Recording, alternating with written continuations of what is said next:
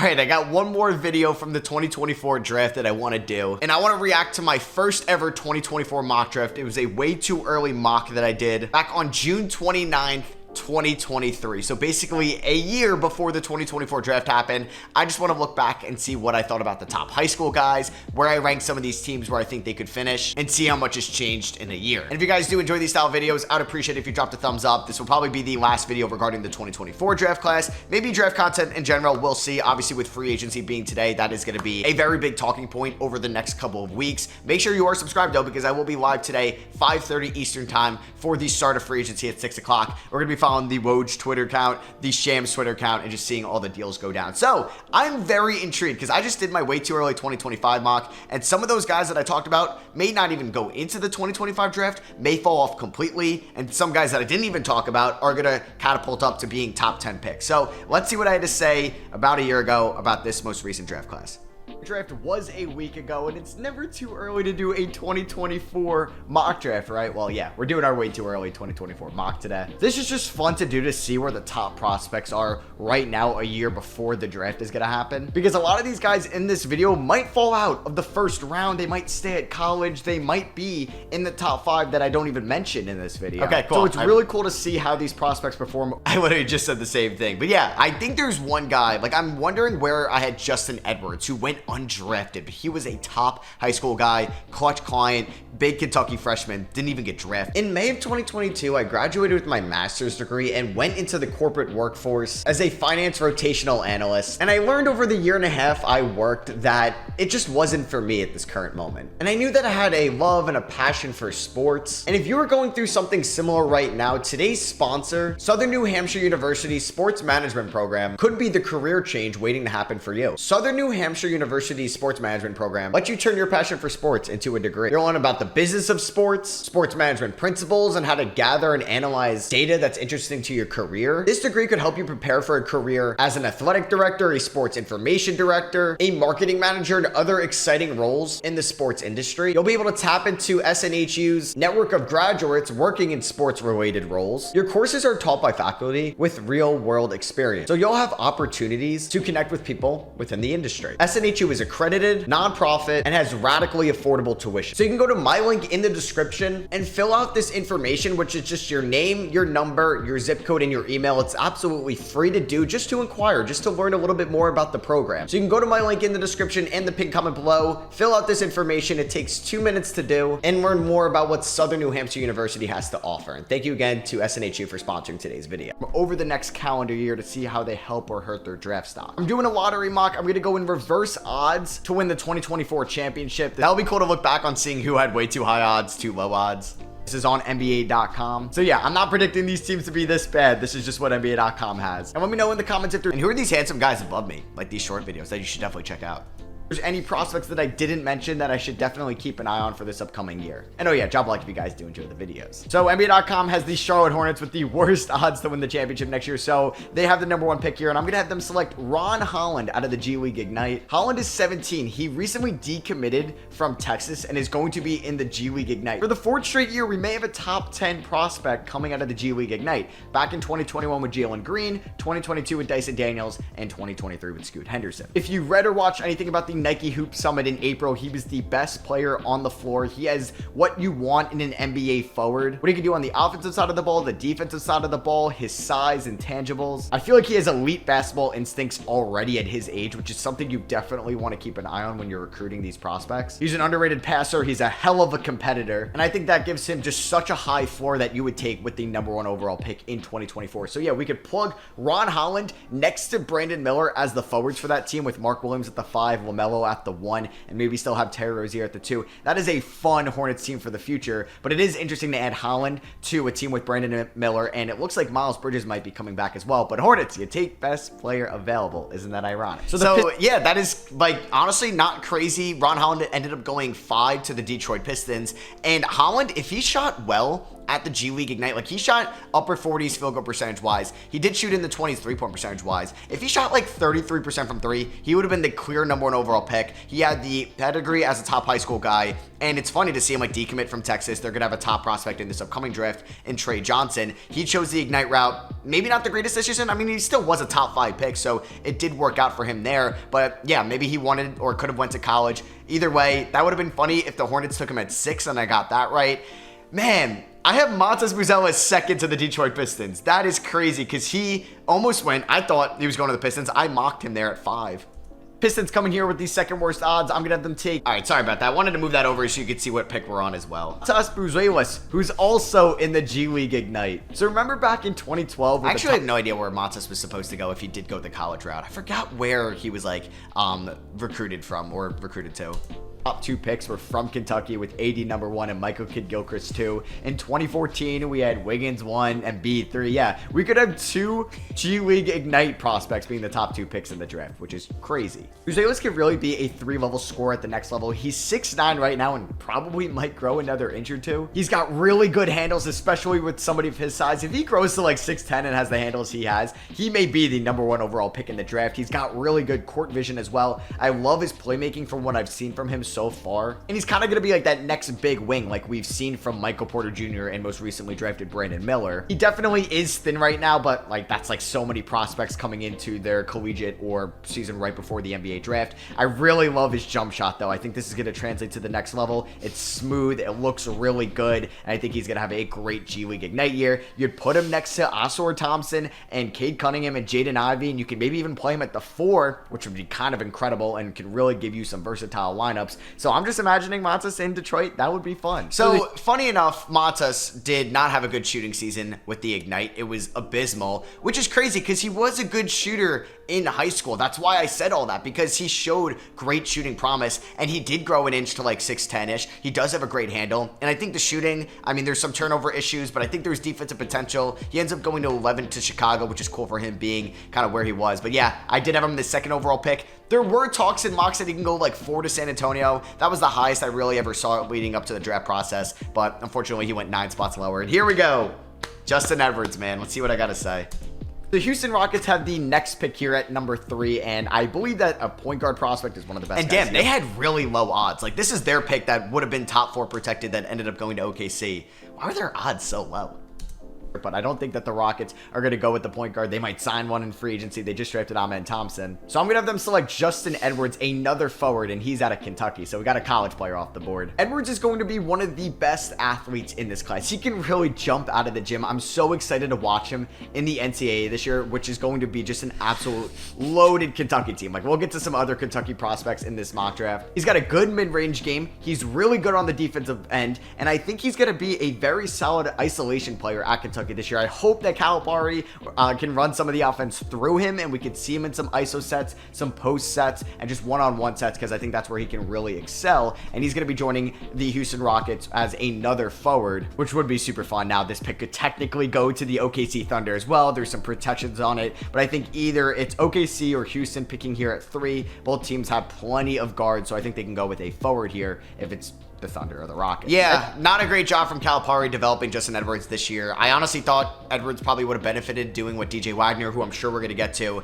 stayed another year of college, maybe transfer to Arkansas or a different situation for him, and he just didn't get drafted at all. And that's a clutch client too, so it's kind of crazy he didn't get drafted at all, and I talked about him number 3 in a mock draft. That's how crazy these could be and how much can change in a year's time.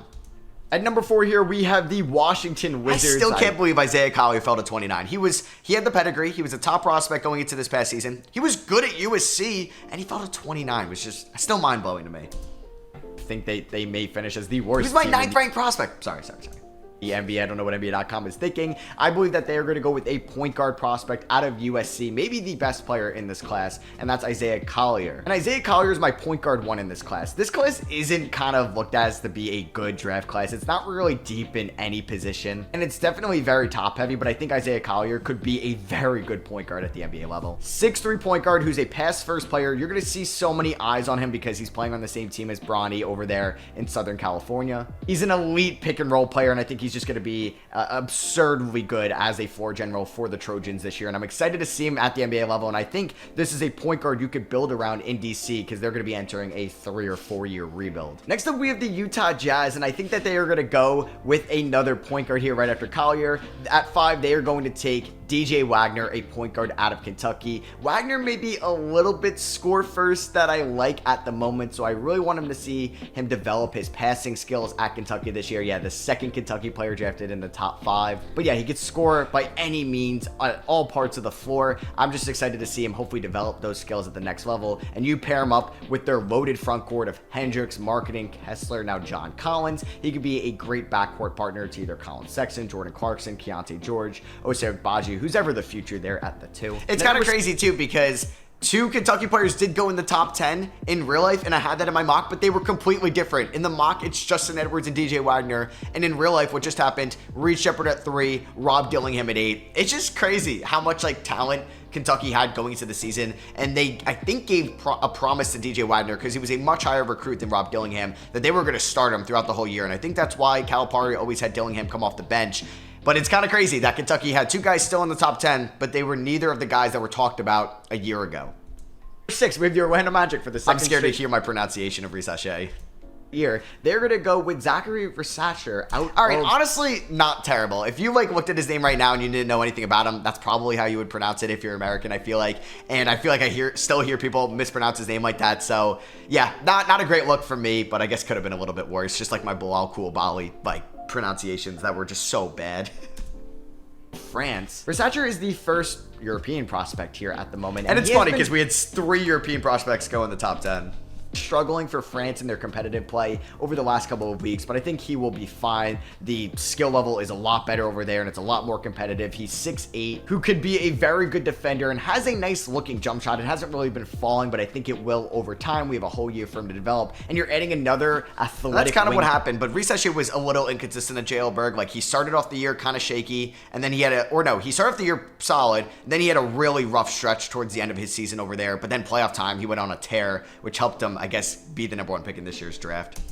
Free to this Orlando Magic team that just has so much young talent. It's kind of insane. Also, Magic being 6th in this, and they ended up making it to the playoffs. Got corrupted here for the #7 pick, in which the San Antonio Spurs are going to be selecting Stefon Castle, a point guard. I mean, it happened at pick 4, but I predicted something correctly a year ago. Stefon Castle to the San Antonio Spurs. How about that? Out of UConn. UConn is going to be loaded once again next year, and we know that the San Antonio Spurs are looking for that long-term point guard partner next to Wemby. He's a jumbo combo guard, can also play the wing as well. He can get where he wants on the floor. I think he can also be a 3-level scorer at the next level. Well, that was just an L take. I don't think he's going to be a great shooter. And yeah, having that versatility where he can play the 1, the 2, or 3 can be so valuable in the top 10. Which he could do. He can play the 1, the 2, or 3. Not terrible. Hey, I got one right, which is pretty sick. 8, we have the Indiana Pacers. Also wild, a conference finals team, 8th in odds. This was not me. This was pretty much what I was looking at betting odds before. We'd have them select Cody Williams, a wing out of Colorado. What's cool about Cody Williams, he's the brother of Jalen Williams, who was the... Did you know that? Did you know that?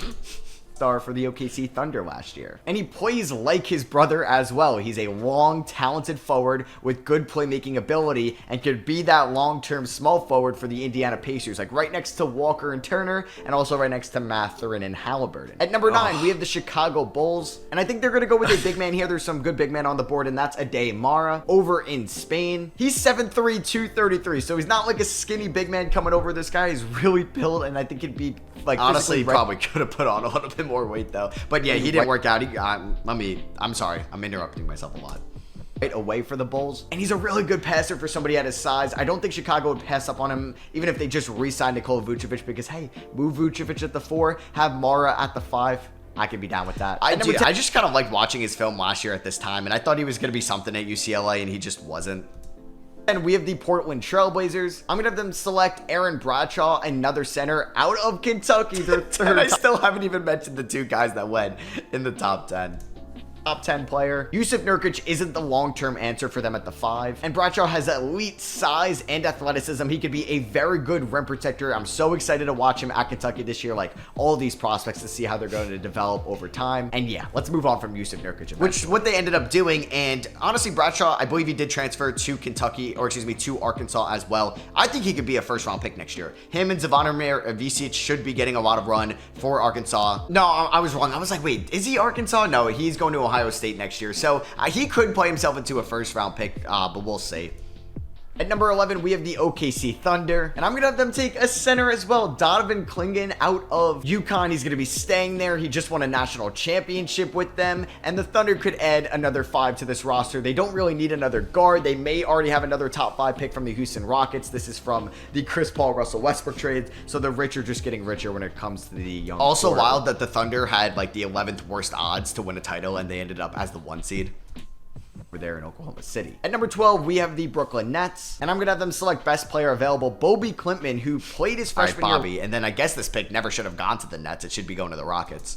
Last year in Wake Forest, declared for the NBA draft, then withdrew from it, and now is going overseas in the NBL. He has an elite frame, elite size, ton of upside, and that's what the Brooklyn Nets need to do desperately, because they don't have many of their future first-round picks from the James Harden Rockets. And funny enough, like, I just feel like, I don't know, I blame that on Kevin O'Connor. He was never supposed to be, I feel like, in the first round discussion in the 23 draft. And then Kevin O'Connor just like threw out so much Bobby Klintman propaganda out of nowhere. He averaged like 4 points at Wake Forest. And then he ended up just staying overseas. Obviously this year he ended up going early in the second. At 13, we have the Toronto Raptors, and I'm going to have them select Tyrese Proctor, who's going to be a sophomore at Duke. I think this was the right and smart decision from Proctor because he can really elevate his draft stock in a much weaker class, because I think there's like a trio of point guards at the top, and then it really drops off here. It could be Proctor, it could be somebody else. He has an elite size and frame for a point guard. He's got high basketball IQ. I think he's going to really elevate his draft stock this year for the Blue Devils, and the Raptors maybe get their long-term point guard if they don't want to put Scottie Barnes. That didn't happen. Oh, here we go, 14. And with the last pick in the lottery, it's the Minnesota Timberwolves. I'm going to have them go with Ronny James. I think he's like a fringe lottery prospect at the moment. He's going to be playing at USC, maybe even come off the bench. A lot of people are comparing him to like that Marcus Smart archetype. Good defender, smart offensive player, and could be a good leader, high competitive player, maybe knock down a couple threes as well. And maybe he'd be a fun point guard to pair up with Anthony Edwards in that backcourt. And then maybe you also get LeBron James as well. Let me know in the comments if I'm just too high on Bronny at the moment, but I do think he's a fringe lottery player right now. Honestly, so yeah, that's what the discussion was about Bronny. Like ESPN mocks had him like top 10. I think they had him like 10 to Atlanta and one of their like way too early mocks as well. And then obviously that was before like the cardiac arrest thing that went down, and then Bronny ended up being the 55th overall pick in this year's draft. But that was like a mock predicting what could happen, and honestly, I would have taken my chances on Bronny than any other fringe lottery pick, just because what he could have been at USC last year. So yeah, I hope you guys did enjoy this video. Let me know if you did by dropping a thumbs up. You can clown on me in the comments below. I only predicted one player to team right in Stefon Castle. Some of those guys like Donovan Clingan, Reese Shea, Buzelis, Holland, and etc. did go in the lottery, but I was completely wrong on Adaro Marat, Aaron Bradshaw, Justin Edwards, DJ Wagner, and yeah, I put 3 Kentucky players in my way too early mock, but 2 of them Reed Shepard and Dillingham weren't there. I didn't even mention Alex Sarr as well, which was really interesting. I know Tijon Salon was not really looked as a lottery pick until mid-season. And I'm surprised I didn't have like Nikola Topic in there either, which is pretty interesting. But yeah, like I said, a lot can change in a year. These are fun to look back on. Let me know what you guys think in the comments below. Hope to see you guys out at the live stream today for free agency, and hope to catch you all there. Peace.